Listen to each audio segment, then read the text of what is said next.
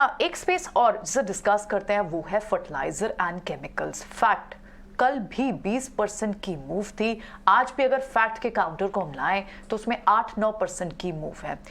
यहाँ पर क्या हो रहा है? इनफैक्ट सारे ही आप केमिकल स्टॉक्स देखें, दीपक नाइट्राइट देखें, एसआरएफ देखें, इन सब में अच्छी मूव है। देखिए 11% की मूव फैक्ट में इस वक्त आपको देखने को मिल रही है। प्रशांत, इस स्पेस में क्या आप भी स्ट्रॉन्ग दिख रहा है जहाँ एंट्री पॉइंट ढूंढा जा सकता है?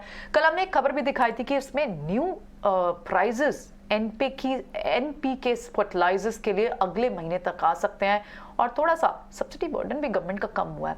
सारी कॉम्बिनेशन ऑफ न्यूज इनके लिए पॉजिटिवली काम करती है। बताएं प्रशांत। जी प्रियंका, न्यूज हमेशा मैं कहता हूँ कि इट फॉलोज द टेक्निकल्स। तो अगर आप परसों के चार्ट देखें, आपको चार्ट में कुछ नहीं दिखेगा, सिर्फ वॉल्यूम अगर आप ध्यान दें तो आपको दिख जाएगा यहाँ पे बड़ी एक्शन दिख रही थी। और बिल्कुल उसी वजह से मैंने इस पे एक ट्वीट भी किया था। करीबन ये तभी 232-235 रेंज में था और उस वॉल्यूम के बाद कल एक प्राइस में एक्सप्लोजन हुआ और आज हो रहा है। मुझे लग रहा है अब एक ऐसा टाइम आया जब आपको प्रॉफिट बुक करना होगा।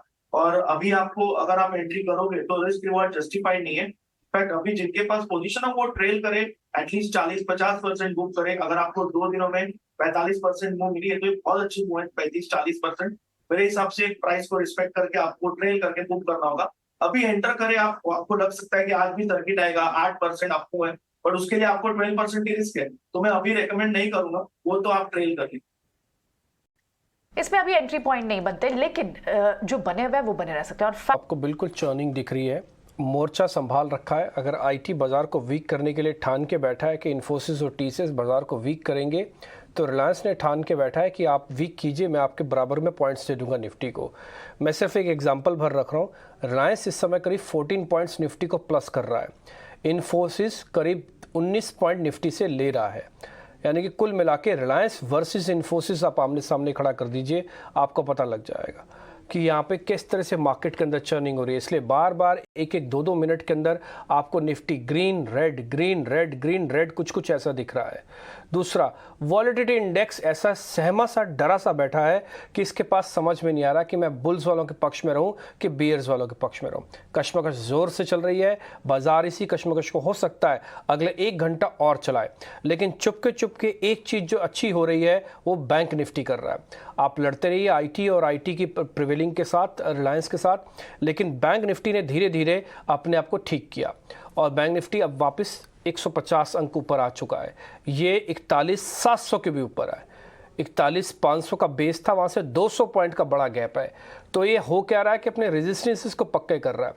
अभी टिकर टीम एक फ्लैश चलाएगी नीचे, वो इसमें कोविड के केसेस आए हैं।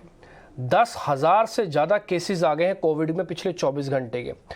ये जैसे जैसे कोविड के केसेस बढ़ रहे हैं ना, मार्केट इसको अभी तो इग्नोर कर रहा है, लेकिन आने वाले दिनों में ये पॉइंट टू बी नोटिस होगा कि कोविड के केसेस किस स्पीड से बढ़ रहे हैं।